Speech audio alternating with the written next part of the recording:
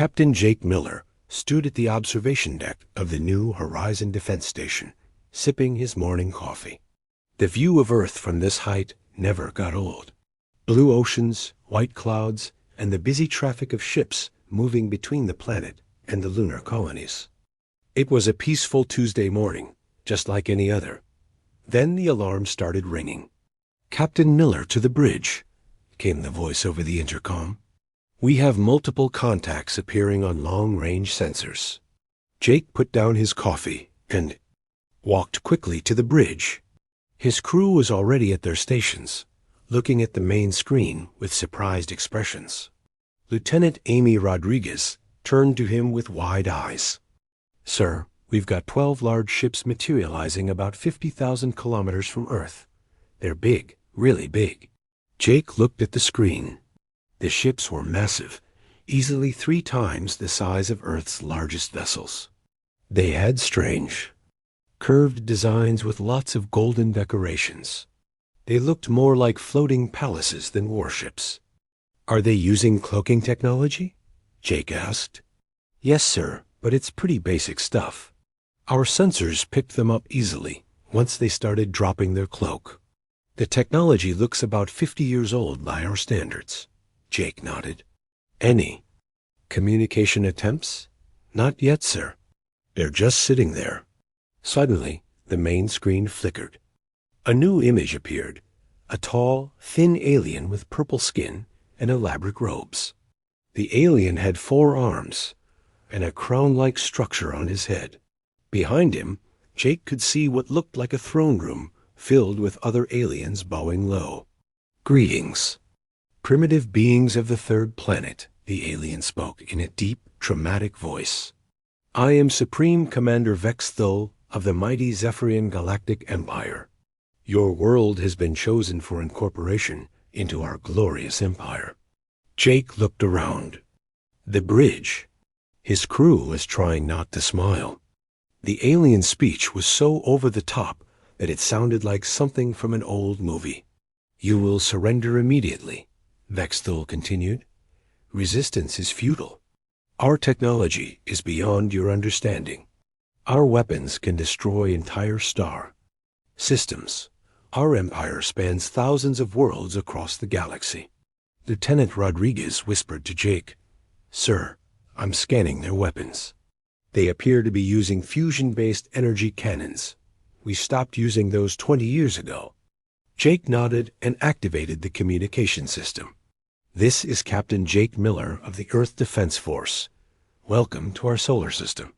We'd like to invite you to meet with our leaders for peaceful discussions." Vexthul looked confused. "Peaceful discussions? Did you not hear me, primitive being? I said surrender immediately. We are not here to negotiate." "Of course," Jake said politely. "But surely such a powerful empire would prefer to handle this matter through proper diplomatic channels." "We'll contact our government right away." Meanwhile, in the underground command center in Colorado, President Kate Johnson was meeting with her advisors. The main screen showed the alien fleet hanging in space above Earth. "Well, this is interesting," said General Sam Davis, the head of Earth's military forces. "First contact, and they want to conquer us." Dr. Helen Brooks, the chief science advisor, was studying the alien ships. "Their technology is fascinating, but not in the way they think. These ships are using ion drives for movement. We've been using quantum displacement engines for 30 years. It's like someone showing up with a horse and buggy claiming to have the fastest transportation in the world." Admiral Lisa Carter, who commanded Earth's space fleet, was trying not to laugh. "Their ships are big, but they're mostly empty space. All those decorations and fancy designs make them look impressive, but they're not very practical. Our ships are smaller, but much more advanced." President Johnson looked thoughtful. "What's our standard first contact protocol?" "Be friendly, be careful, and try to learn about their culture," replied Dr. Brooks. "But this situation is unusual. They're not trying to communicate peacefully. They actually think they're conquering us. What do you recommend?" The president asked. General Davis spoke up. We could disable their entire fleet in about 5 minutes. Our defense systems are completely beyond their level. But that might not be the best approach. I agree, said Dr. Brooks. These beings seem to genuinely believe they're advanced. If we humiliate them right away, it could cause problems. Maybe we should play along for now and see what they really want. Back on the New Horizon, Jake was still talking to Supreme Commander Vexthul. The alien leader was becoming more frustrated. Why are you not afraid? Vexthul demanded. Your primitive sensors should be showing you the power of our weapons. Our ships carry enough firepower to reduce your planet to space dust. Lieutenant. Rodriguez had been quietly analyzing the alien ships. She leaned over to Jake and whispered, Sir, their most powerful weapon has about the same energy output as our mining lasers, the ones we use to cut up asteroids. Jake kept his expression neutral. Your ships are very impressive, Commander. We're sure our leaders will want to discuss terms with you properly. Terms? Vexthul's 4 arms waved dramatically. There are no terms, only surrender and obedience to the Empire. Of course, Jake said calmly. But surely you understand that such an important matter requires proper procedures. We'll need to contact our government officials, prepare meeting spaces, arrange for translation services. Translation services? Vexthul looked confused. We are speaking your primitive language. Yes, and we appreciate that, Jake replied. But for formal negotiations, we'll need everything properly documented and translated into all Earth languages. It's just how our bureaucracy works. This seemed to frustrate Vexthul even more. Bureaucracy? We are conquerors, not bureaucrats. Dr. Amy Rodriguez was now grinning openly. The aliens' confusion was becoming more obvious by the minute. These beings had clearly never encountered a species that wasn't immediately terrified of them. I'll connect you directly to our planetary government, Jake said. They'll be able to handle your ... incorporation procedures much better than I can. As the communication ended, Jake's crew finally allowed themselves to smile. Sir, said Rodriguez, are we really going to let them think they're conquering us? For now, Jake replied. This could be very educational. Besides, they seem harmless. Enough. Their weapons couldn't even scratch our ship's shields. Lieutenant Tony Clark, the communications officer, looked up from his station. Sir, I'm getting reports from other defense stations. The aliens have sent similar messages to all major Earth governments. Same dramatic speech, same demands for surrender. And the responses? Most governments are trying not to laugh, sir. The consensus seems to be that we should treat this as a diplomatic first contact situation rather than an invasion. Jake nodded. Good. Set up a communication link with Earth Command and make sure our response teams are ready. This is going to be interesting. As the New Horizon continued its orbit, Jake watched the alien fleet through the observation windows. The ships were beautiful in their own way, with all their golden decorations and flowing curves. But they were also clearly built by people who valued appearance over function. You know what's funny? Jake said to his crew.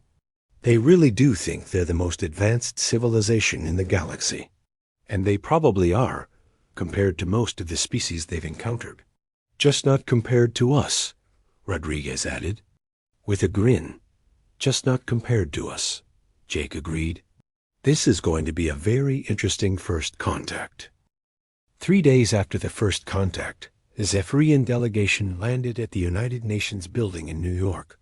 Ambassador Tony Clark stood waiting with a team of human diplomats, scientists, and cultural experts.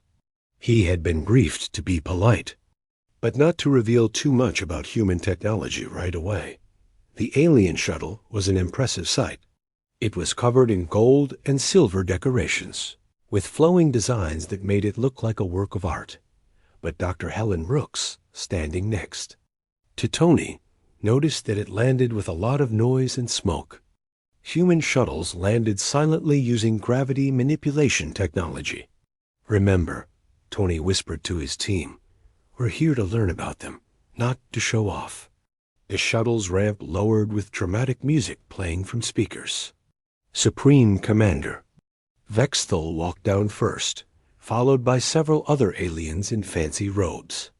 They moved slowly and formally, clearly trying to make an impression. "Greetings, beings of Earth," Vexthal announced. "We have come to begin your integration into the Zephyrian Empire. You should feel honored." Tony stepped forward with a smile. "Welcome to Earth, Commander. We're excited to learn about your civilization." Vexthal looked surprised. "Learn about us? You are the ones who must learn. We are here to teach you the ways of advanced civilization." "Of course," Tony replied politely. "We're always eager to learn new things." The first meeting took place in the UN's main conference room. The Zephyrians sat on one side of the table, humans on the other. Dr. Helen Brooks was taking notes, trying not to show her amusement at what she was hearing. "Our empire," said Commander Zalkar, one of Vexthal's officers, "spans over 3,000 star systems. We have brought peace and order to countless primitive worlds." "That's impressive," said Dr. Amy Rodriguez, the science advisor. "How do you communicate across such distances?" Zalkar puffed up proudly. "We use quantum entanglement communicators. Instant communication across any distance. It is technology beyond the understanding of most species."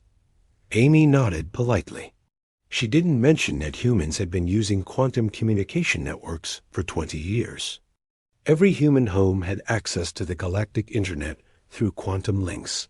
"How long does it take to travel between your worlds?" asked Tony. "With our advanced hyperspace drives," Vexthal replied, "we can cross the galaxy in mere months. Some journeys take only weeks." Dr. Brooks wrote this down carefully. Human ships could cross the galaxy in days, using spacefold technology, but she kept her expression neutral. "Tell us about your energy sources," said Dr. Pete Johnson, an engineer who had been invited to the meeting. Technical Officer Kethmer stepped forward eagerly. "We harness the power of entire stars using fusion collection arrays. Our ships can operate for years without refueling." Pete nodded respectfully. He didn't mention that human ships used zero-point energy extractors that could power a city for centuries, using energy from empty space itself. As the day went on, the pattern continued. The Zephyrians would proudly describe their advanced technology, and the humans would politely listen while taking notes.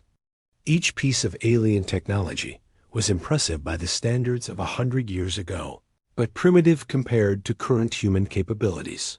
During a break, Dr. Helen Brooks took Commander Zalkar on a tour of the UN building. She wanted to learn more about Zephyrian culture without making them feel inferior.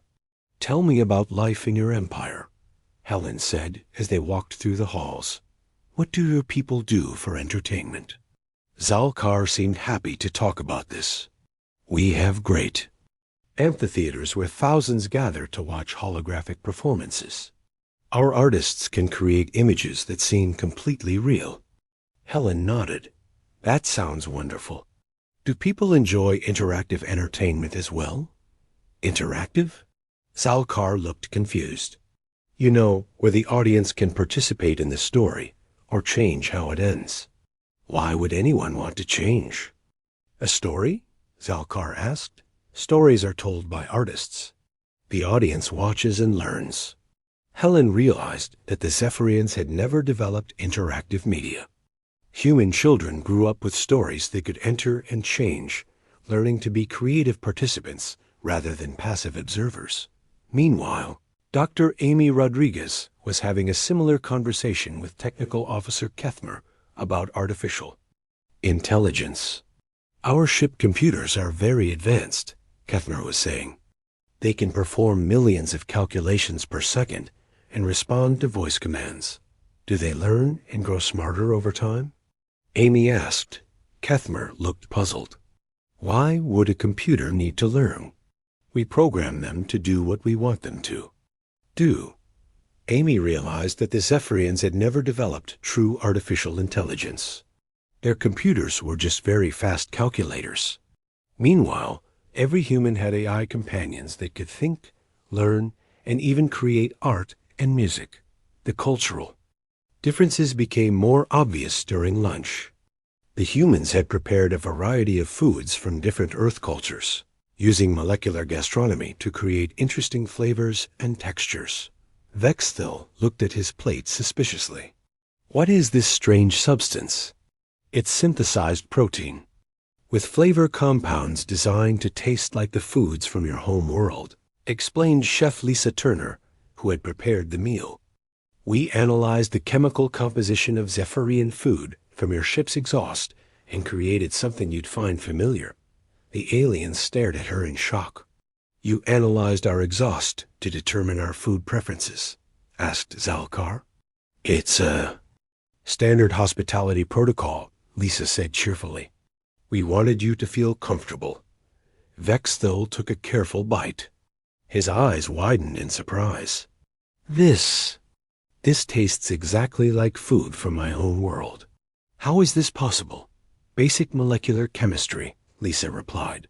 Once you know what compounds create certain flavors, you can recreate them using any protein base. The Zephyrians exchanged worried glances. This level of chemical analysis and synthesis was far beyond their capabilities.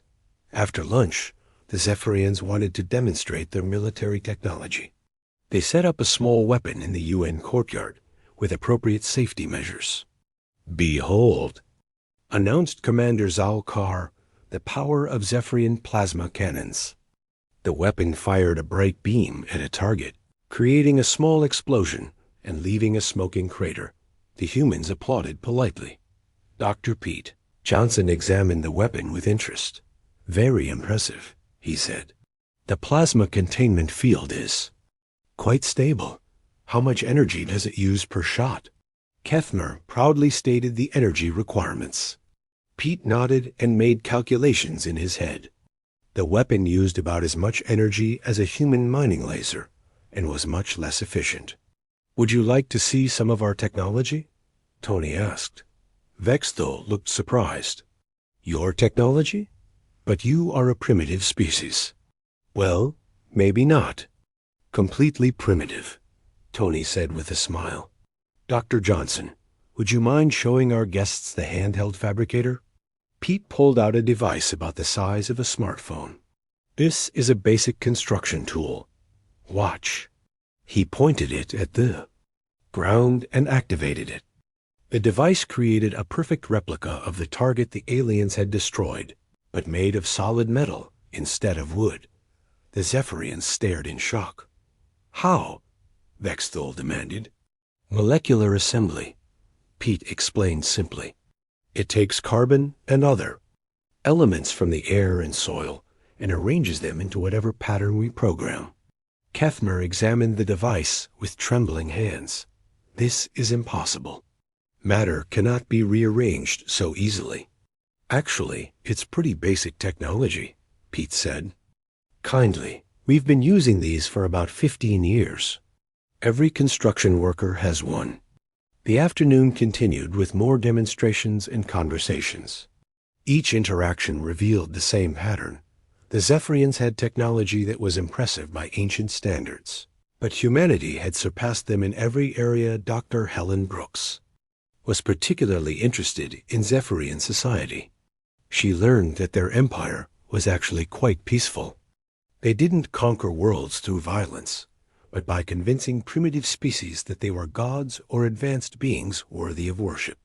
Most species we encounter, Zalkar explained, are still using chemical rockets or have just discovered electricity.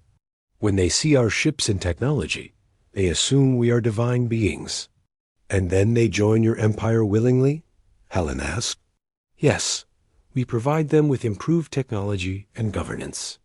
In return, they provide resources and workers for our civilization. Helen realized that the Zephyrians weren't evil conquerors. They were more like well-meaning but misguided teachers who thought they were helping primitive species develop. The problem was that humanity wasn't primitive. As the day ended, both sides had learned a lot about each other. The humans had discovered that the Zephyrians were peaceful but technologically backward. The Zephyrians were beginning to suspect that humans might not be as primitive as they had assumed. "Tomorrow," announced Vexthul, "we will take representatives of your species aboard our flagship. There you will see the true power and glory of the Zephyrian Empire." Tony smiled. "We look forward to it, Commander." As the aliens returned to their shuttle, Dr. Helen Brooks turned to her colleagues. "This is going to be interesting," she said. "They have no idea what they're dealing with." "Should we tell them the truth?" asked Amy. "Not yet," Tony replied. "Let's see how far this goes. Besides, they seem like good people. We might be able to help them." "Help them?" asked Pete. "Think about it," Tony said. "They've been going around the galaxy trying to help primitive species develop." The next morning, Captain Julie Anderson led a small team of humans aboard the Zephyrian flagship. The group included Dr. Helen Brooks, engineer Alex Turner, and communications specialist Nina Wells. They had been chosen because they were good at staying calm and polite, even when surprised. The alien shuttle that picked them up was decorated with so much gold and silver that it was almost blinding. But Alex noticed that the engines were very loud and the ride was bumpy. Human shuttles moved smoothly and silently. "Welcome aboard the mighty vessel, Glory of Zephyr," announced Commander Zalkar as they docked. "This ship is the pride of our empire. It has never been defeated in battle." Julie looked around the docking bay with interest. It was huge and elaborately decorated, but she could see that most of the space was wasted. Human ships were designed for efficiency, not show. "It's very impressive," she said politely. "How large is your crew?" "Over 10,000 beings serve aboard this vessel," Zalkar replied proudly. "It takes many skilled workers to operate such advanced technology." Alex quietly calculated that a human ship this size would need about 50 crew members. The rest would be automated or controlled by AI systems. Their first stop was the bridge. Supreme Commander Vexthul was waiting for them, standing in front of a massive command chair that looked more like a throne than a practical piece of equipment. "Behold," Vexthul said dramatically, "the nerve center of galactic conquest." The bridge was enormous, with hundreds of crew members sitting at individual stations. Each station had dozens of switches, buttons, and displays. The whole room buzzed with activity and noise. Dr. Helen Brooks watched the crew working and realized that they were doing everything manually. On a human ship, most of these functions would be handled automatically by the ship's AI systems. "Very impressive," Julie said. "How do you coordinate all these different stations?" "Through superior training and discipline," Vexthul replied. "Each crew member has spent years learning their specific duties." Nina Wells, the communications specialist, was studying the command systems. She noticed that the crew members were essentially acting as human computers, doing calculations and data processing that machines should handle. "Would you like to see our advanced artificial intelligence system?" asked Technical Officer Kethmer. He led them to a large room filled with massive computers. The machines were humming loudly and giving off a lot of heat. In the center was a console with a single screen. "This is MIND-7, Kethner announced, "the most advanced thinking machine in the galaxy. It can perform billions of calculations and answer any question." He activated the system. MIND-7, what is the status of our weapon systems? "All weapon systems are functioning normally," the machine replied in a flat, mechanical voice. Energy levels are at 94.7%. Alex looked impressed, but for the wrong reasons. The AI was less advanced than the voice assistant in his daughter's bedroom. It could only give simple, pre-programmed responses. Does it learn and develop new capabilities? Helen asked. Kethmer looked confused. Why would it need to learn? We program it to do what we need. Can it hold conversations or create new ideas? Nina asked. Conversations? Kethmer seemed puzzled. It is a machine. Machines do not converse. The humans exchanged glances. They didn't mention that human AI systems could write poetry, compose music, and even develop their own personalities. Next, they visited the ship's engineering section. The engines were massive, taking up several decks of the ship. Hundreds of technicians were monitoring systems and making adjustments. These fusion reactors, explained Chief Engineer Vorthak, provide power for all ship systems. They are the most efficient energy source known to science. Alex studied the massive machines with interest. They were well built, but incredibly inefficient compared to human power systems. A human ship would use a zero-point energy extractor about the size of a refrigerator to produce 10 times more power. How often do you need to refuel? Alex asked. Every few months, Vorthak replied. We must stop at special stations to collect fuel materials. Alex nodded politely. Human ships could operate for decades without refueling, drawing energy directly from the quantum vacuum. The tour continued to the ship's medical bay. Dr. Tysile, the chief medical officer, proudly showed them the advanced healing technology. Our regeneration chambers can heal almost any injury, she explained. A being can be restored to full health in just a few days. Helen watched the demonstration with interest. The technology was impressive, but it was basically an advanced version of what humans had been using 30 years ago. Current human medical technology could heal most injuries in minutes, not days. Do you have any treatments for genetic diseases? Helen asked. Genetic diseases? Dr. Tysel looked confused. Those are permanent conditions. They cannot be changed. Helen realized that the Zephyrians had never developed genetic therapy. Human doctors could fix genetic problems before birth or cure them in living patients. The next stop was the ship's recreational facilities. The aliens were clearly proud of their entertainment systems. Our holographic theaters can create any environment, explained Recreation Officer Kellamore. Crew members can experience adventures on distant worlds or witness historical events. He activated a demonstration. A forest scene appeared around them, complete with trees, animals, and the sound of wind. It was quite realistic. This is wonderful, Julie said. Can people interact with the environment? Interact? Kelmore looked puzzled. They observe and enjoy. Why would they want to change it? Nina realized that the Zephyrians had never developed interactive entertainment. Human recreational systems allowed people to enter stories, make choices, and even create their own adventures. The tour moved on to the ship's food production facilities. The Zephyrians were very proud of their ability to create nutritious meals. From basic materials, our food synthesizers, explained Supply Officer Ranked H, can create any meal using simple protein and carbohydrate compounds. The machine produced a meal that looked and smelled appetizing. Julie tasted it and found it nutritious but bland. It's very efficient, she said politely. Do you have different flavors and cuisines? We have 17 different meal types. Renth replied proudly. Each provides perfect nutrition for different species in our empire.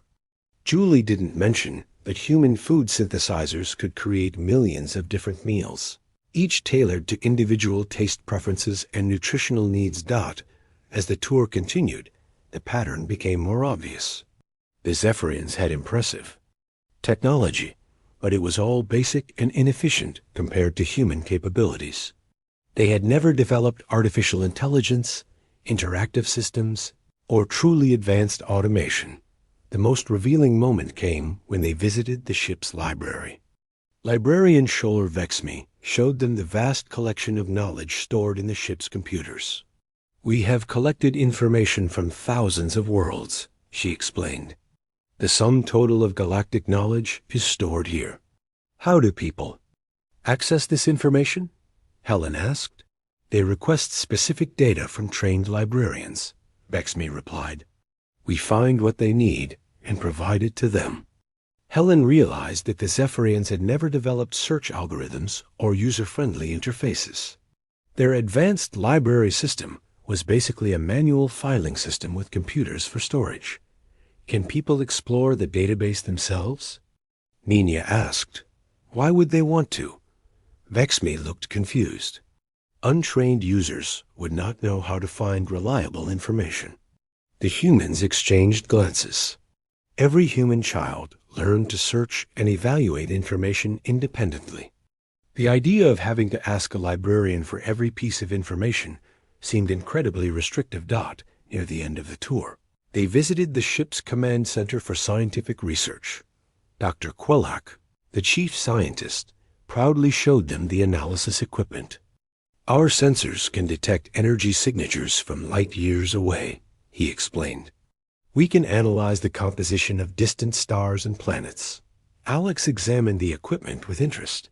It was well designed, but limited. Human sensors could not only detect distant objects, but also analyze their quantum signatures, predict their future behavior, and even scan for life signs. "How do you handle data analysis?" Alex asked. "Teams of skilled scientists examine each reading," Dr. Quellack replied. "They compare it to known patterns and make conclusions." Alex realized that the Zephyrians were doing all their scientific analysis by hand. Human systems used AI to process data and identify patterns automatically, allowing scientists to focus on interpretation and discovery. As the tour ended, Supreme Commander Vexthul gathered the humans in his throne room. "Now you have seen the true power of the Zephyrian Empire," he announced. "Surely you understand that resistance is futile." Julie looked around at her team. They were all trying hard not to smile. The Zephyrians had shown them technology that was impressive by ancient standards, but primitive compared to current human capabilities. "Your ship is truly remarkable," Julie said diplomatically. "We've learned a great deal about your civilization." "Good," Vexthul replied. "Then you will return to your leaders and recommend immediate surrender." "We'll certainly share what we've learned," Julie promised. "I'm sure our government will be very interested in your empire." As they prepared to leave, Dr. Helen Brooks had a quiet conversation with Commander Zalkar. "Your people have AC." 1 week after the tour of the Zephyrian flagship, Supreme Commander Vexthul called another meeting. He had interpreted the humans' polite behavior as complete submission to his empire. The meeting was held in the same UN conference room, but this time Vexthul had brought more officers and what looked like official documents. "Beings of Earth," Vexthul announced dramatically, "your integration into the Zephyrian Empire is now complete. You have been assigned your proper place in the Galactic Order." Ambassador Tony Clark looked surprised. "I'm sorry, Commander, but I think there may be some misunderstanding. We haven't agreed to join your empire." "Agreement is not necessary," Vexthul replied confidently. "You have seen our superior technology. You understand that resistance is futile. Your submission is obvious." Dr. Helen Brooks leaned forward. "What makes you think we've submitted?" "Your behavior," Commander Zalkar explained. "You have been polite and respectful. You have not attacked our ships. You have not declared war. Clearly, you accept our authority." The humans exchanged glances. The aliens had completely misunderstood human diplomacy. "We're being polite because that's how we treat guests," Tony explained carefully. "It doesn't mean we're surrendering." Vexthul waved his 4 arms dismissively. "Your primitive concepts of guests and diplomacy are irrelevant. You are now subjects of the Empire, He gestured to Technical Officer Kethmer, who activated a holographic display. "We have prepared administrative assignments for your species. You will be classified as Level 3 technical workers." "Level 3?" asked Dr. Amy Rodriguez. "Yes," Kethner replied proudly. "Most primitive species start at Level 1, performing basic manual labor. But your species has shown some technical capability, so you qualify for Level 3 status." "And what does Level 3 status involve?" Tony asked. "You will help maintain our technology," Vextil explained. "Under proper supervision, of course. Your people will be trained to perform basic repairs and operate simple systems." Dr. Pete Johnson, the engineer, almost choked trying not to laugh.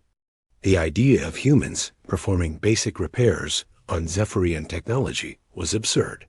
It would be like asking rocket scientists to fix a broken wagon wheel. "We've also prepared improvements for your civilization," announced Chief Engineer Vorthak. "We will upgrade your primitive technology to proper Imperial standards." He activated another display showing various Zephyrian devices. "We will replace your basic computers with our advanced calculation machines. Your simple vehicles will be upgraded with proper fusion engines. Your primitive communication systems will be enhanced with quantum entanglement networks." The humans stared at the display in amazement. The Zephyrians wanted to replace advanced human technology with primitive alien equipment. "That's very generous," said Julie Anderson, who had joined the meeting, "but we're quite satisfied with our current technology." "Nonsense," Vorthak replied. "Your technology is clearly inferior. We have observed your spacecraft. They are small and simple. Our vessels are much larger and more impressive." "Size isn't everything," Julie said diplomatically. "Of course it is," Vexthol declared. "Large ships demonstrate power and authority. Small ships are clearly primitive." Dr. Amy Rodriguez decided to try a different approach. "Commander, would you be interested in seeing some of our technology? We could arrange a demonstration." "If you wish," Vexthol replied condescendingly. "It might be educational for you to see the difference between your primitive devices and our advanced systems." 3 days later, the demonstration was arranged at a military testing facility in Nevada. The Zephyrians arrived in their shuttle, expecting to see crude human attempts at technology. Fleet Admiral Grace Murphy was waiting for them with a small team of human officers. She had been briefed to be careful not to completely overwhelm the aliens, but to show them enough to make them reconsider their assumptions. "Welcome to our testing facility," Grace said politely. "We thought you might be interested in seeing some of our spacecraft." She led them to a hangar where a human patrol ship was waiting. The ship was sleek and compact, about 1/10 the size of the alien shuttle they had arrived in.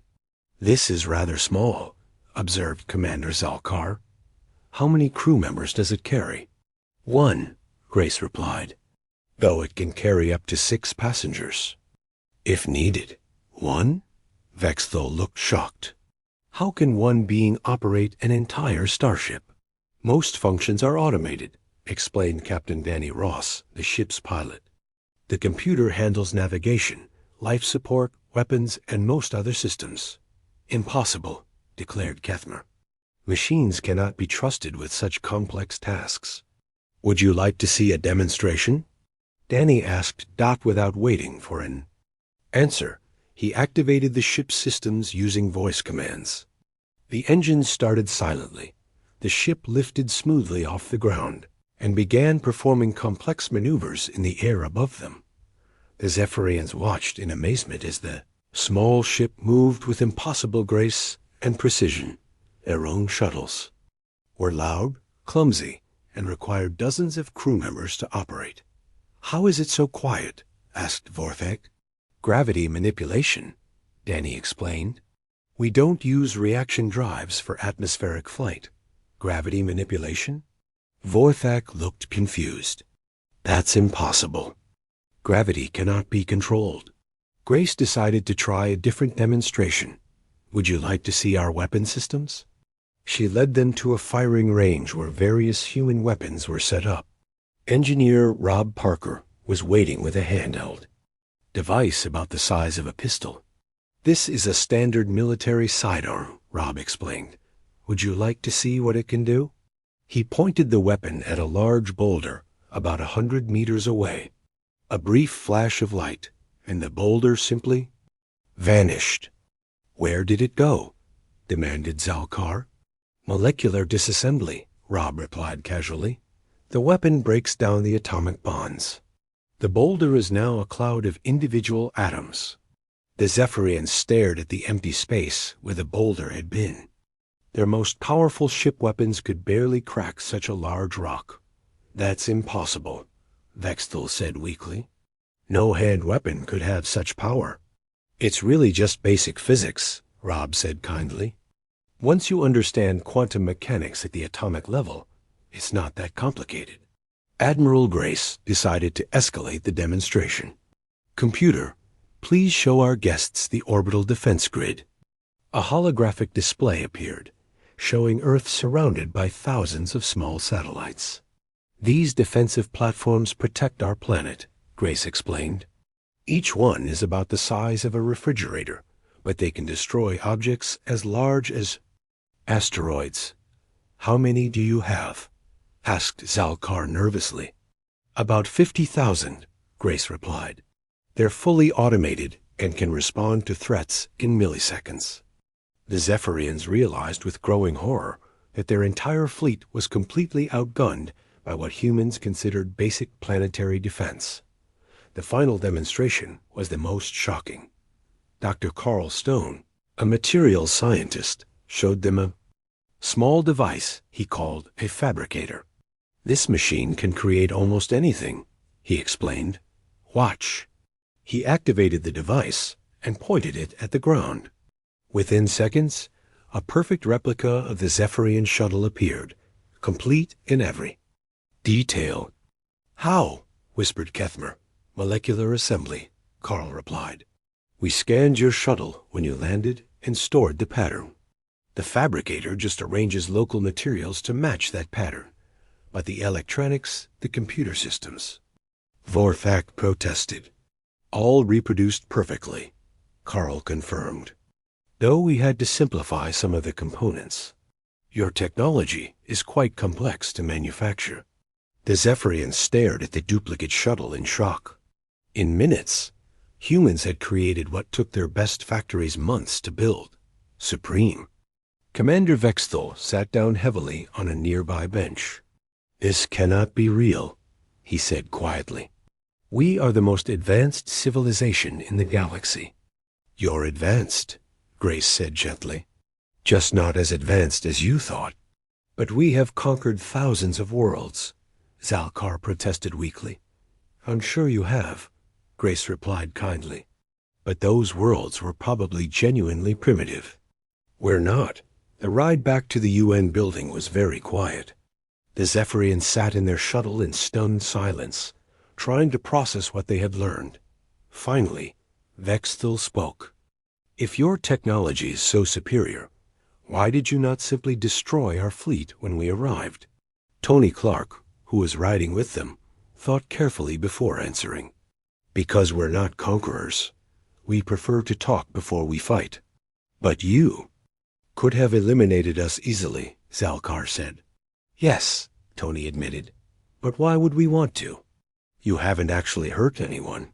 We came to conquer your world, Vexthal pointed out. You came to what you thought was a primitive world, Tony corrected. You didn't know what you were dealing with. Now you do. When they arrived back at the UN building, the Zephyrians were visibly shaken. Their entire worldview had been turned upside down. What happens now? Vexthal asked quietly. Now we talk, Tony replied. We figure out how to move forward. You mean you're not going to conquer us in return? Asked Zalkar. Why would we want to conquer you? Tony asked. We'd rather be friends.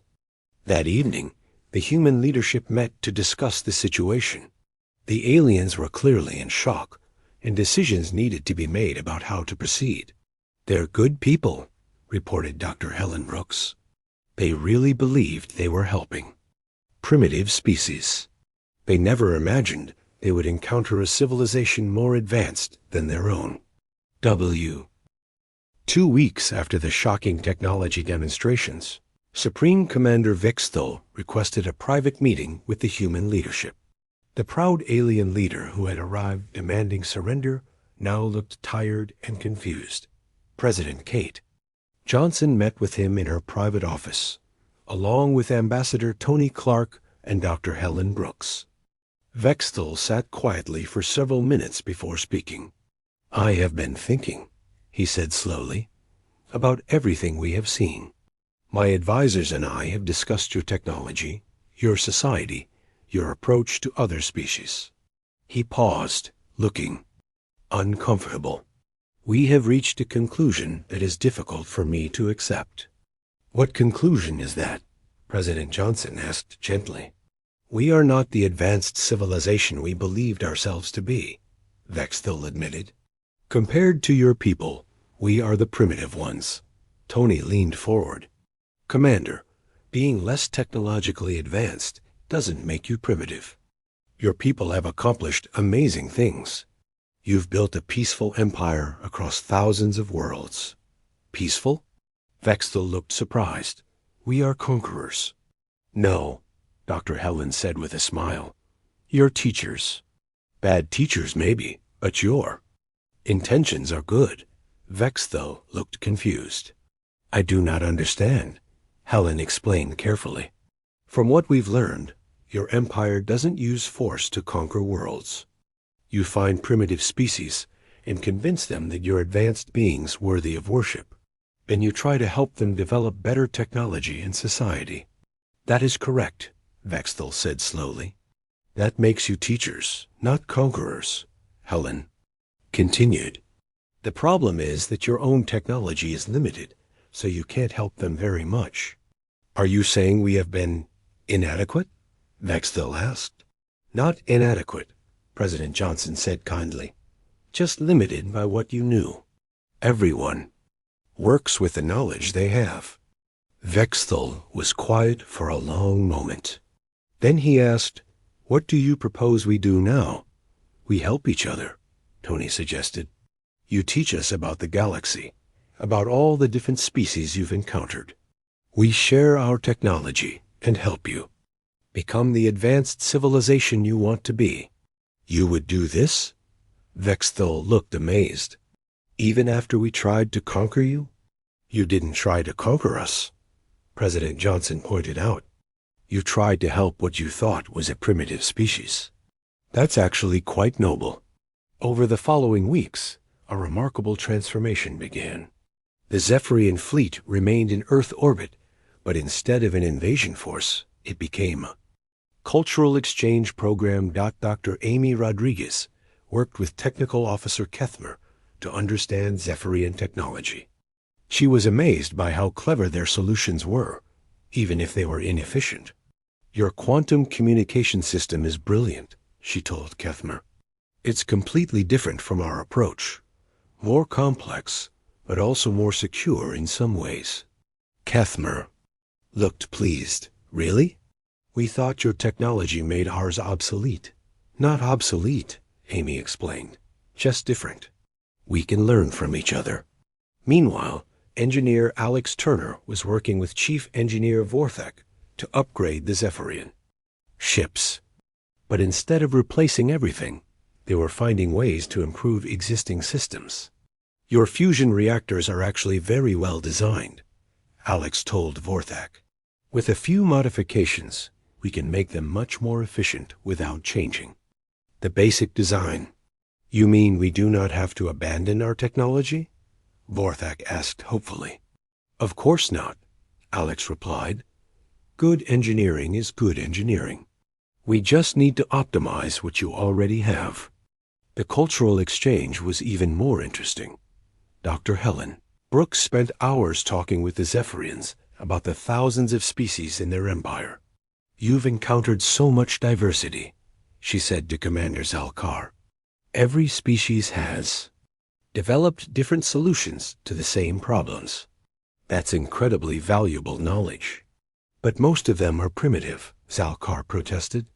Primitive technology doesn't mean primitive ideas, Helen explained. Some of the best solutions come from species that have to be creative because they don't have advanced tools. Captain Julie Anderson worked with the Zephyrians to plan new exploration missions. Instead of looking for worlds to conquer, they would search for species that needed help developing. We can create teams, Julie suggested. Humans and Zephyrians, working together. We provide the advanced technology. You provide the experience dealing with different species. And we help species develop in ways that suit their own culture, added Zalkar, who was beginning to understand the concept. Biggest challenge was convincing the rest of the Zephyrian Empire. Many officers and officials back on their home worlds couldn't believe that they had encountered a more advanced species. Vexthul called a meeting with his senior staff to address their concerns. A meeting was held aboard the flagship, but now it included several human advisors. Fellow Zephyrians, Vexthul began, I know many of you find our new situation difficult to accept. We came here as conquerors and discovered that we were the ones who needed to learn. Admiral Corvaith, one of the senior officers, spoke up. Commander, with respect, how do we know these humans are telling the truth? Perhaps this is some kind of elaborate deception. Dr. Pete Johnson, who was attending the meeting, activated a small device. Suddenly, the entire room was filled with a perfect holographic recreation of the Zephyrian home world. This is your capital city as it appears. Right now, Pete said calmly. Our sensors can observe your entire empire in real time from this distance. The Zephyrians stared in shock at the perfect image of their home, complete with moving people and vehicles. If we wanted to deceive you, Pete continued, we could have done much simpler things. We could have pretended to be primitive and then surprised you later. Instead, we're trying to help you. Technical Officer Kethmer spoke up. I have examined their technology personally. It is real, and it is far beyond our capabilities. But they are not using it against us. Why not? Asked Admiral Corveth. Because they are not conquerors, Vexthul replied.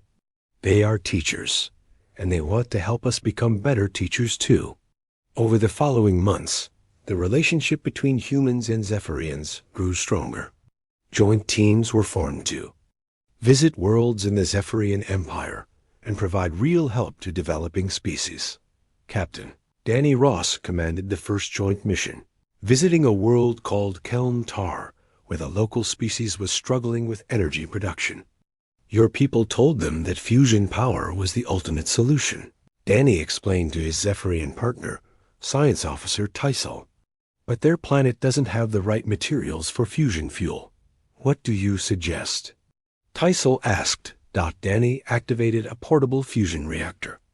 We provide them with this technology temporarily, while we help them develop geothermal and solar systems that work with their local resources. But that will take years, Tysel protested. Good education always takes time, Danny replied. The goal isn't to make them dependent on our technology. It's to help them develop their own solutions. The mission was a huge success. The Kelmtari were amazed by the human technology, but even more impressed by the patient teaching approach. Within 6 months, they had developed their own sustainable energy systems. Back on Earth, a new institution was being established. The Human Zephyrian Academy would train teachers from both species to help developing civilizations across the galaxy. Director Lisa Turner, formerly a chef, but now an expert in cultural adaptation, explained the Academy's mission to a mixed class of human and Zephyrian students. The goal is not to make every species like us, she said. The goal is to help each species become the best version of themselves. Student Officer Vexka, a young Zephyrian, raised her hand. But how do we know what the best version is? We ask them, replied human student Matt Thompson. We don't decide for them. We give them options and let them choose. That is very different from our traditional approach, admitted Vexka. Yes, Lisa said with a smile. And that's why we're all here learning together. The transformation of the Zephyrian Empire was gradual but profound. Instead of conquering primitive worlds, they began helping them develop. Instead of imposing Zephyrian culture, they encouraged diversity. Supreme Commander Vexthul, now calling himself Coordinator Vexthul, sent regular reports to Earth about their progress.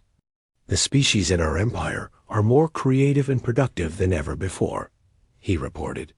When we stopped trying to make them like us and started helping them be themselves, everything improved. President Johnson read his reports with satisfaction. It sounds like you've become the advanced civilization you always wanted to be. Yes, Vexthul replied over the quantum communication link. But we had to learn what advanced really means. 2 years after first contact, Earth and the Zephyrian Empire had formed a formal alliance. The Human Zephyrian Development Council was helping hundreds of species across the galaxy improve their lives while maintaining their cultural identity.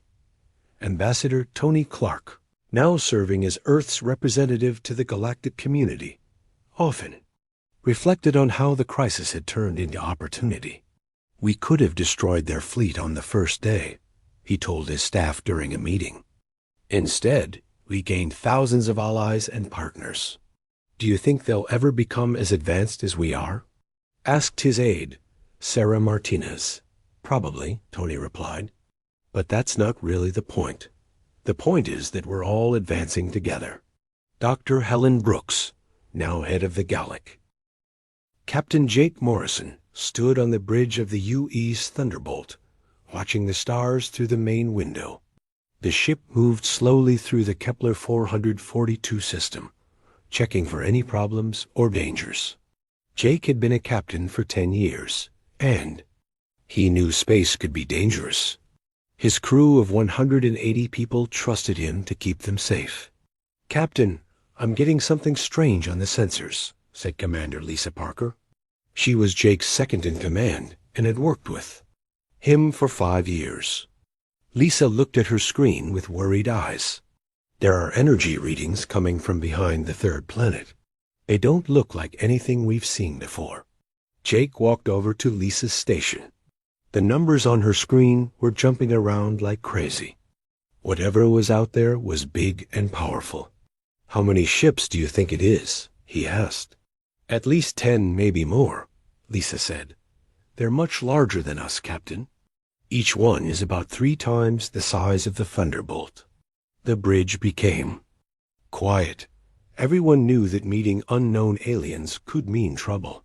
Jake had heard stories about alien races that attacked first and asked questions later. He hoped these aliens would be friendly, but he had to be ready for anything. Sir, they're moving toward us, said Steve Adams from the communication station. Steve was young, but very good at his job. He could pick up radio signals from very far away. I'm getting transmissions from them, but the language is completely different. Jake nodded. Can you translate any of it? The computer is trying, but it will take time, Steve said. Wait, I'm getting something new. They're using our language now.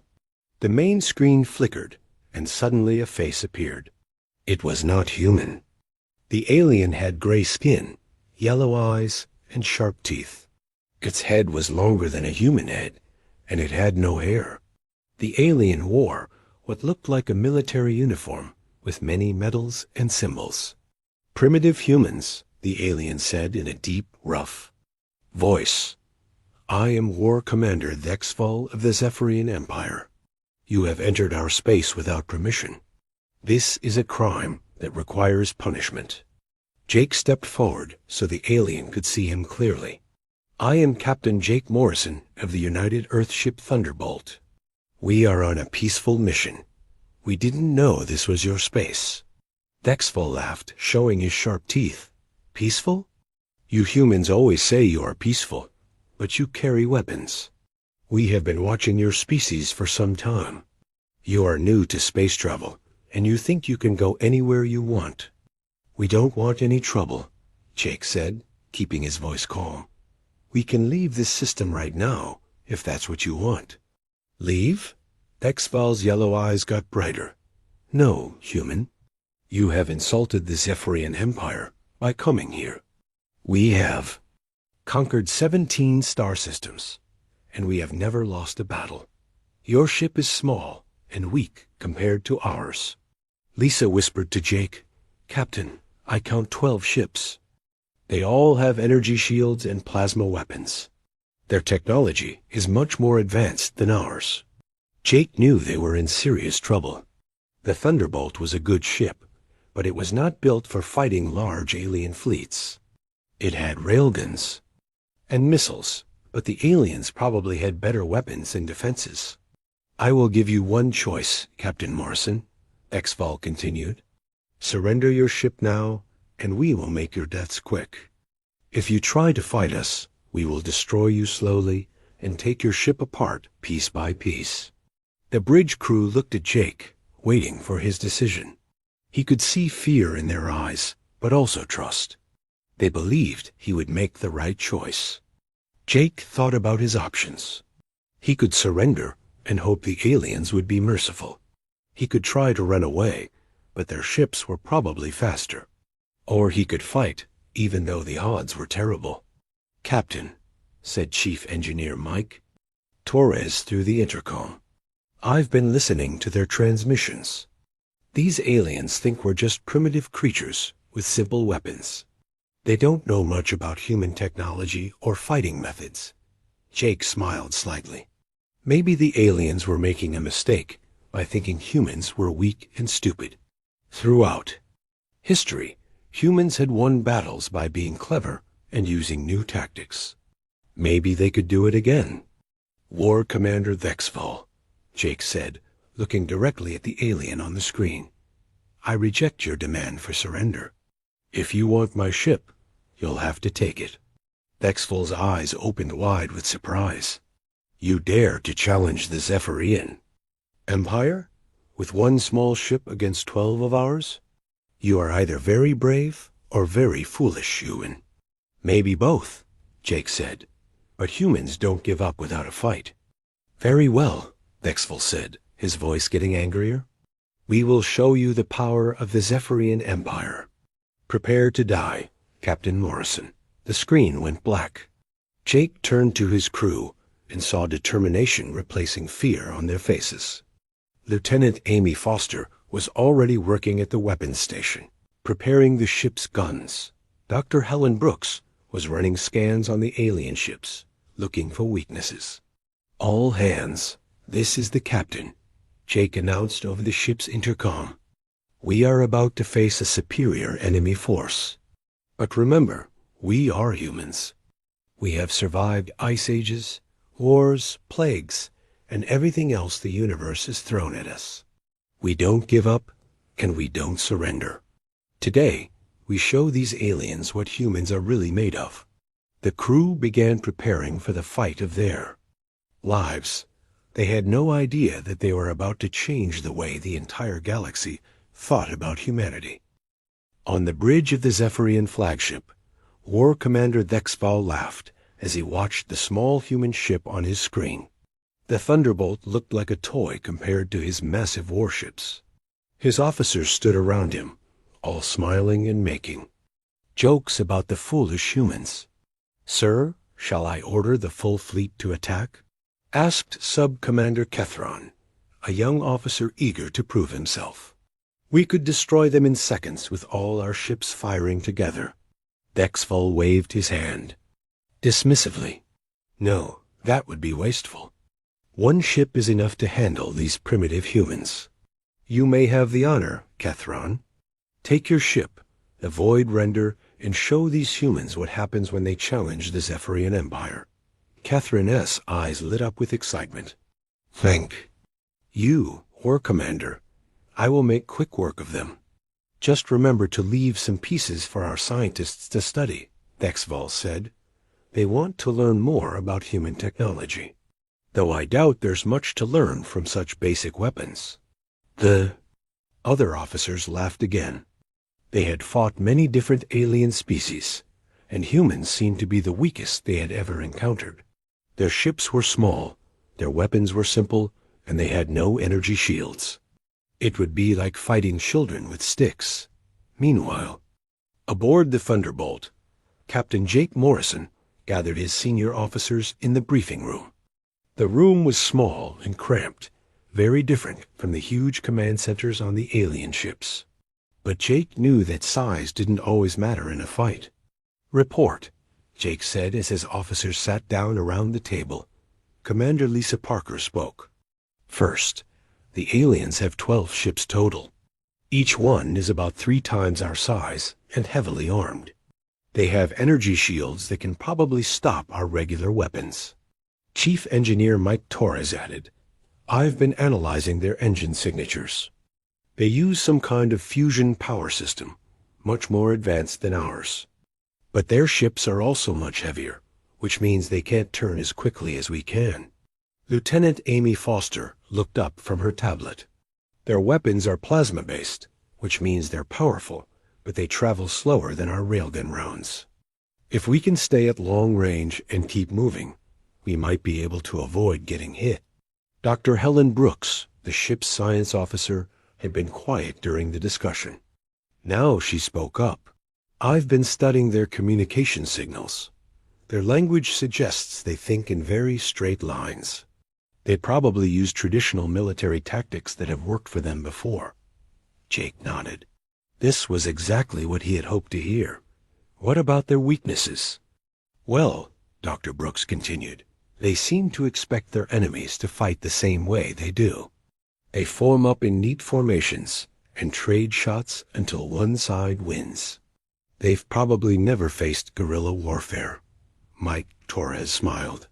"Captain, remember what you taught us about David and Goliath? Sometimes the small guy wins because he fights differently." "Exactly," Jake said. "These aliens think they know everything about fighting because they've conquered other species. But they've never fought humans before. We don't play by their rules." On the bridge, Steve Adams was still listening to alien transmissions. He had learned to understand some of their language, and what he heard made him angry. "Captain, they're not taking us seriously at all. They're talking about us like we're animals. One of them just said he's going to keep a piece of our hull as a trophy." Jake felt his jaw tighten. Throughout human history, enemies had made the mistake of thinking humans were weak or stupid. They always learned the truth too late. "Let them think that," he said. "It will make our job easier." The ship's intercom crackled to life. "Captain, this is engineering. We've got the reactor running at full power, and all weapon systems are ready. The ship is as ready as she ever be." "Thank you, Chief," Jake replied. Then he turned to his tactical officer. "Amy, I want you to forget everything you learned at the academy about proper space combat. We're going to fight dirty." Amy Foster grinned. "I was hoping you'd say that, sir." On the Zephyrine ship Void Render, Sub-Commander Kethron was preparing for what he thought would be an easy victory. His ship was beautiful and deadly, with smooth lines and powerful weapons. The crew of 300 aliens all believed they were about to win a simple battle. "Weapons officer, prepare the main plasma cannons," Kethron ordered. "Target their engine section. I want to disable them first, then destroy them slowly." "Yes, sir," the weapons officer replied. "The human ship has no shields." "This will be over quickly." Kethron looked at the tactical display. The human ship was just sitting there, not moving or trying to run away. Either they were very brave or very stupid. He suspected they were stupid. "Communications, send a message to the human ship. Tell them this is their last chance to surrender." The message was sent, but Captain Morrison didn't reply.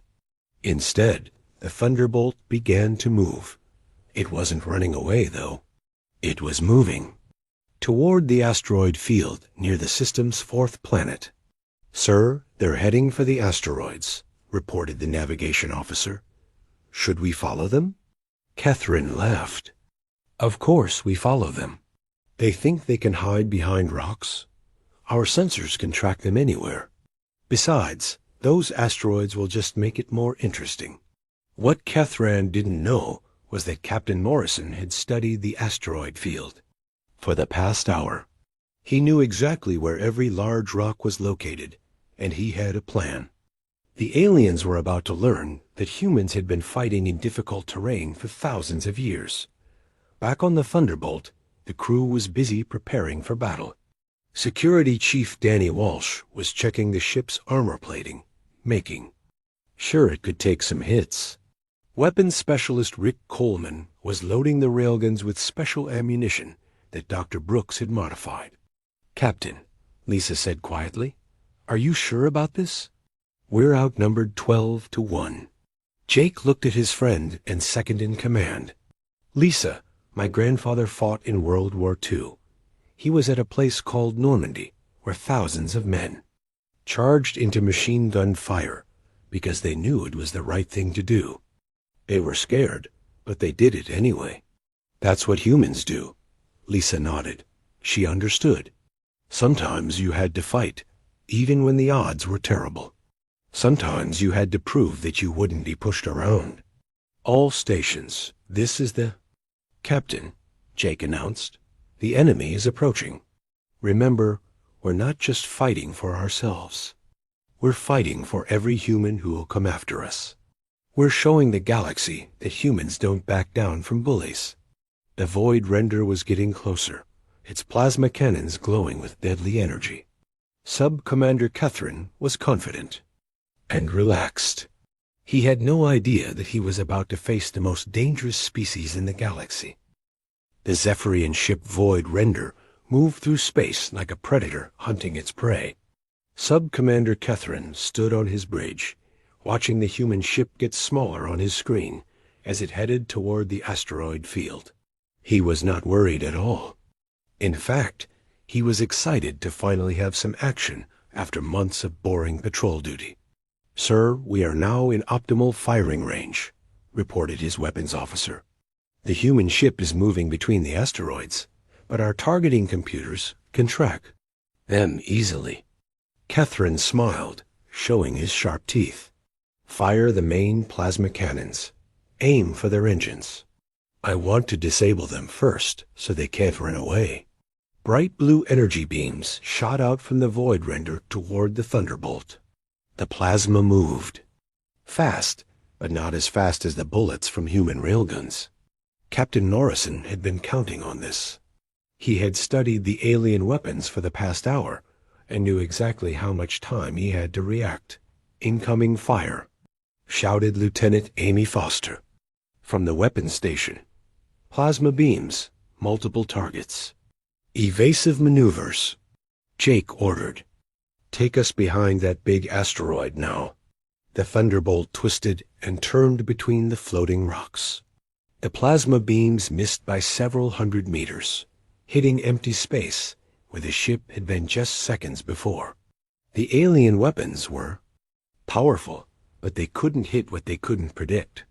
On the Void Render, Catherine frowned. The human ship was moving in ways that didn't make sense. It was spinning and diving like a small fighter craft, not like a proper warship. This was not how civilized species fought in space. "Sir, they're using the asteroids as cover," said the tactical officer. "This is most unusual. Standard fleet doctrine calls for ships to face each other in open space. Then we will follow them into the asteroid field," Catherine decided. "They cannot hide from us forever." This was exactly what Captain Morrison had hoped for. The moment the alien ship entered the asteroid field, it became a target. The Zephyrian ship was huge and moved slowly, while the Thunderbolt was small and quick. Jake had fought in asteroid fields before during training exercises, but the aliens clearly had not. "Amy, are you ready?" Jake asked his tactical officer. "Yes, sir." All weapons loaded and ready to fire. Then let's show them what humans can do. Fire. The Thunderbolt's railguns opened fire from behind a large asteroid. The metal bullets moved much faster than plasma beams, and they hit the Void Render's shields with tremendous force. The alien ship shook from the impact, and several of its systems sparked and flickered. What was that? Kethron demanded, grabbing his command chair as his ship was hit again. Kinetic weapons, sir, his science officer reported. They're using solid projectiles instead of energy beams. Our shields are designed to stop plasma and laser fire, not physical impacts. Impossible, Kethron shouted. No civilized species uses such primitive weapons. But the hits kept coming. The Thunderbolt would appear from behind an asteroid, fire several shots, then disappear again before the Void Render could return fire. It was like fighting a ghost. Every time the aliens thought they had the human ship targeted, it would vanish. Behind another rock, Dr. Helen Brooks was monitoring the alien ship's energy readings from her science station. Captain, their shields are weakening. The railgun impacts are causing some kind of harmonic disruption. Keep hitting them, Jake ordered. Amy, focus on their weapon systems. If we can disable their guns, they can't hurt us. The battle continued. For 20 minutes, the Thunderbolt darted between asteroids like a fish swimming through coral, always moving, always attacking. The Void Render tried to follow, but the huge ship kept bumping into rocks and getting damaged. Kethran was getting frustrated and angry. This was not how battles were supposed to go.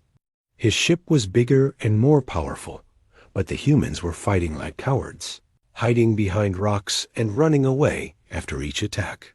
Sir, we have taken significant damage to our port weapons. Array, reported the damage control officer. Our shields are down to 60% power. How is this possible? Kethran demanded. We are fighting one small ship. On the Thunderbolt, the crew was starting to feel confident. They had been fighting for almost half an hour, and the alien ship was clearly getting weaker. But Jake knew this was just the beginning. Steve, are you monitoring their communications? Jake asked. Yes, sir, Steve Adams replied. They're calling for help. 3 more ships are moving to join the fight. Jake had expected this. The aliens were proud and arrogant, but they weren't stupid. When one ship couldn't win, they would. Send more. This was where his real plan would begin. All hands, this is the captain, Jake announced over the intercom. We're about to face multiple enemy ships. But remember, we have something they don't have.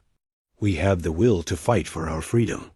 The 3 new Zephyrian ships arrived within minutes. They were just as large and powerful as the Void Render. And now the Thunderbolt was outnumbered 4 to 1. But Captain Morrison had been preparing for this moment. Amy, implement Plan Delta, Jake ordered. Take us toward the gas giant.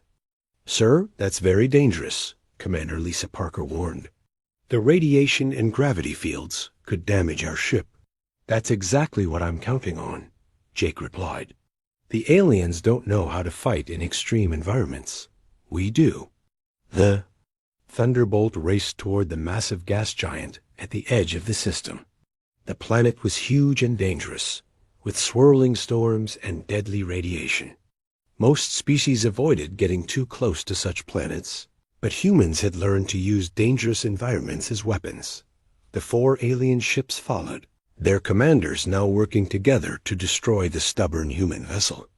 They thought they had the Thunderbolt trapped. Soon, they would learn that they had made a terrible mistake. Sir, the human ship is heading directly for the gas giant, reported the tactical officer on Kethron's bridge. They must be desperate. Good, Kethran said. We have them now. They cannot hide behind asteroids near that planet. Irradiation will interfere with their systems. What Kethron didn't know was that Chief Engineer Mike Torres had been modifying the Thunderbolt systems for the past hour. The ship was ready to fight in conditions that would disable the alien vessels. "Captain, we're approaching the gas giant's radiation field," reported the navigation officer. "All systems are green." Jake smiled. The real battle was about to begin. The aliens thought they had won, but they had no idea what humans were capable of when they were fighting for their lives. "All weapons, prepare for close combat," Jake ordered. "It's time to show these aliens why you should never underestimate humanity." The Thunderbolt raced toward the gas giant, with 4 alien ships chasing behind it. The massive planet filled the view screen, its storms swirling in beautiful but deadly patterns. The radiation levels were climbing rapidly, and most ships would have turned away by now. But Captain Jake Morrison had a plan that depended on getting very close to the dangerous planet. "Chief, are the modifications ready?" Jake asked over the intercom. "Yes, sir," Mike Torres replied from the engine room. "I've rerouted power from non-essential systems and boosted our radiation shielding. We can handle much more than those alien ships can." Dr. Helen Brooks was studying her instruments carefully. "Captain, I'm reading massive electromagnetic interference from the gas giant. It's going to scramble their targeting systems much worse than ours." Jake nodded. This was exactly what he had hoped for. Humans had learned to fight in all kinds of bad conditions throughout their history. They had fought in storms, in darkness, in mountains, and in jungles. The aliens had only fought in the clean, simple environment of open space. Behind them, the 4 Zephyrian ships were starting to have problems. Sub-Commander Kethrin watched his instruments with growing worry as warning lights began flashing all over his bridge. "Sir, the radiation is interfering with our sensors," reported his science officer. "We're losing target lock on the human ship." "Compensate," Kethrin ordered. "Use backup systems." "We are, sir, but the interference is too strong. The human ship seems to be handling it much better than we are." On the other 3 ships, the alien commanders were having the same problems. Their advanced computer systems were being confused by the radiation and electromagnetic storms. The Thunderbolt, with its simpler but more robust technology, was working perfectly. "Amy, can you get a lock on the enemy ships?" Jake asked. "Yes, sir," Lieutenant Foster replied. "Our targeting system is working fine. The aliens seem to be having trouble, though. Their ships are moving erratically." "Then let's take advantage of it. All weapons, fire at will." The Thunderbolt spun around and began firing at the confused alien ships. The railgun rounds hit their targets with perfect accuracy, while the aliens struggled to aim their plasma weapons. The radiation that was hurting the Zephyrian ships was actually helping the humans by making them harder to hit. But Jake's real surprise was still coming. He had been saving his best idea for when all 4 ships were close together. "Chief Torres, are you ready for Protocol Omega?" Jake asked. There was a pause before Mike replied. "Sir, are you sure about this? It's very dangerous." "Do it," Jake ordered Dot in the engine room. Mike Torres and his team began implementing the most dangerous plan they had ever attempted. They started overloading the ship's reactor core while keeping it carefully controlled. This was incredibly risky, but it would create exactly the effect they needed. "What's Protocol Omega?" Commander Lisa Parker asked quietly. "Something we learned from studying old submarine warfare," Jake explained. "Sometimes you have to risk everything to win." The reactor began building up massive amounts of energy. Specialist Nina Green monitored the power levels carefully, making sure they didn't go too high. If they made a mistake, the ship would explode and kill everyone on board. "Energy levels at 80%, Mike reported. 90%. 95%. Now!" Jake shouted. Mike released all the stored energy at once through the ship's main deflector array. A massive electromagnetic pulse erupted from the Thunderbolt, spreading out in all directions like an invisible explosion. The pulse was so powerful that it could be seen as blue lightning crackling across the hull. The electromagnetic pulse hit all 4 alien ships at the same time. Instantly, their computer systems crashed.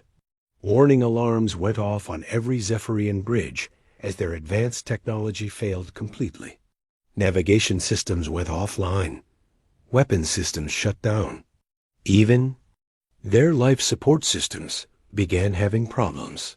What happened? Kethron demanded as his bridge went dark except for emergency lighting. Complete system failure, sir, his engineering officer reported, panic in his voice. All our main computers are offline. The electromagnetic pulse has fried our primary circuits. How is that possible? Our systems are shielded against electromagnetic interference, not against a pulse this powerful, sir. The humans have somehow turned their entire reactor into a weapon. On the other 3 ships, the situation was just as bad.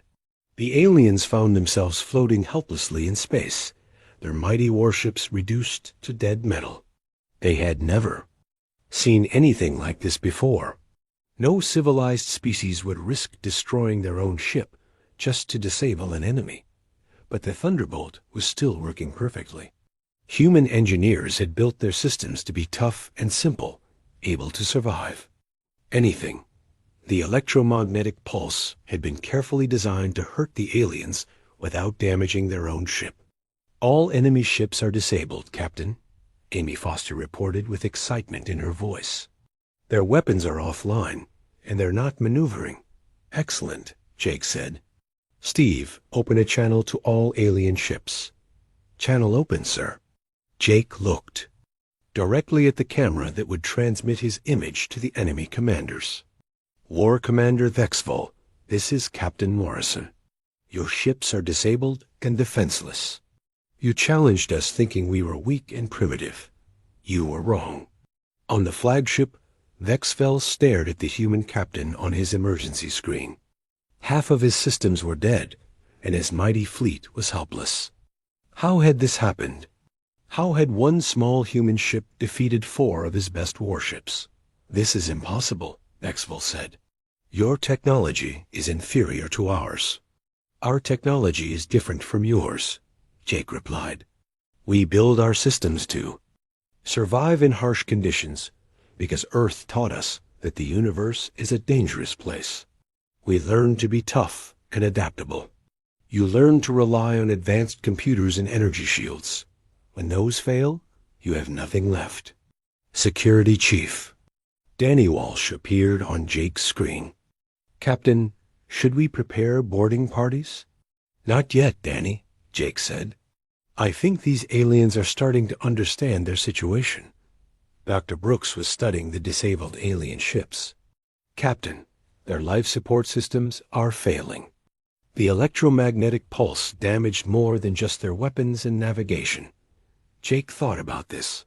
He could let the aliens die in their dead ships, but that wasn't the human way. Humans fought hard, but they also showed mercy to defeated enemies.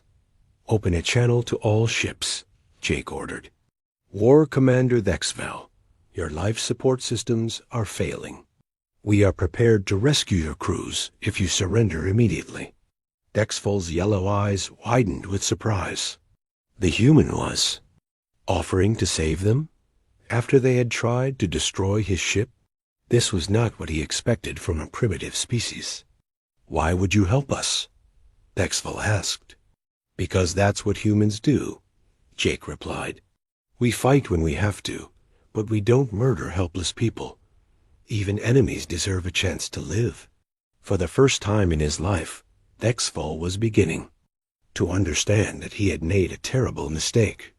These humans were not primitive animals. They were something much more dangerous and much more noble than he had ever imagined. War Commander Vexval stared at the human captain on his emergency screen. His proud fleet was floating dead in space, and his crews were slowly dying as life support systems failed. A small human ship that he had mocked was now the only thing keeping them alive. I need an answer, War Commander, Captain Jake Morrison said calmly. Do you surrender? Or do you want your people to die for your pride? Dexval looked around his darkened bridge. His officers were working frantically to restore power, but it was useless. The electromagnetic pulse had destroyed too many systems. He had two choices: swallow his pride and accept help from the humans, or watch his entire fleet die. We surrender, Dexval said quietly. It was the first time in his military career that he had ever spoken those words. Good choice, Jake replied. We'll begin rescue operations immediately. But Jake had not forgotten what the aliens had planned to do to his ship and crew. The Zephyrians had intended to destroy the Thunderbolt slowly and keep pieces as trophies. They had called humans primitive animals and threatened to make their deaths painful. Jake was willing to save their lives, but he was not going to let them go free. However, Jake continued, there are conditions for our help. First, you will order all remaining Zephyrian ships in this system to withdraw immediately. Second, you will send a message to your empire explaining what happened here. Third, you will never again attack human ships or colonies. And if we refuse? Dexval asked, though he already knew the answer. Jake's expression became cold and hard. Then you die here, and we destroy your ships to make sure no one can study our technology. Your choice. Dexval realized he had no choice at all. The human captain held all the power now. I agree to your terms. Excellent. Steve, monitor all their communications. Make sure they follow orders. Over the next hour, the Thunderbolt's crew worked to save the alien crews. Security Chief Danny Walsh. LEDs onto the disabled ships to help with emergency repairs. Dr. Brooks provided medical assistance to injured aliens. The humans worked efficiently and professionally, showing no hatred toward their former enemies. But, while the rescue operation continued, Jake was preparing for the final part of his plan. He opened a secure channel to Earth Command to report what had happened.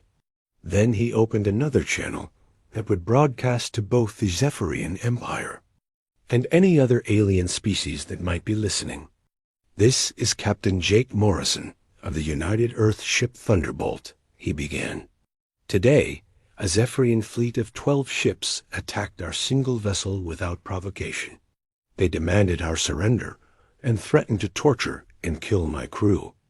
We refused to submit to their demands. On his bridge, Dexval listened with growing dread. He knew what was coming next. The Zephyrian Empire has conquered 17 star systems by using superior technology and overwhelming force. Jake continued. They believed humans would be easy prey because our ships are smaller and our weapons are simpler. They were wrong. Jake paused, letting his words sink in. Humans have spent thousands of years perfecting the art of warfare. We have fought each other in every possible condition and environment. We have learned that victory does not always go to the side with better weapons. Sometimes it goes to the side that refuses to give up. The broadcast was being recorded by listening posts throughout the galaxy. Within hours, every major alien species would know what had happened in the Kepler 442 system. The Zephyrians made several critical mistakes, Jake explained. First, they assumed that advanced technology would guarantee victory.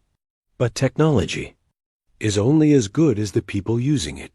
Second, they fought using predictable tactics that worked against other species, but failed against human adaptability. Third, they underestimated our determination to protect our freedom. Dexval wanted to interrupt, to argue, to defend his empire's honor. But he knew that everything the human was saying was true. His fleet had been overconfident and unprepared for the kind of warfare humans practiced. I want to make something very clear to any species listening to this broadcast, Jake continued. Humans do not seek conflict with other races. We prefer peace and cooperation. But if you attack us, if you threaten our people or our freedom, you will face the full fury of human determination. We will use every advantage we can find, fight in conditions that disable your ships, and never stop until we achieve victory." The message was simple but terrifying. Humans were not the weak, primitive species that many aliens had believed them to be. They were something far more dangerous. A species that had learned to turn any disadvantage into a weapon. "The Zephyrian crews are being returned to their ships with minimal repairs," Jake concluded. "They will be allowed to leave this system and return home. They will carry with them a message. Earth is under human protection, and any attack on our territory will be met with total destruction." The broadcast ended, and Jake turned his attention back to the immediate situation. The alien crews had been saved, and their ships had enough power to make it home. But he had one more message to deliver privately.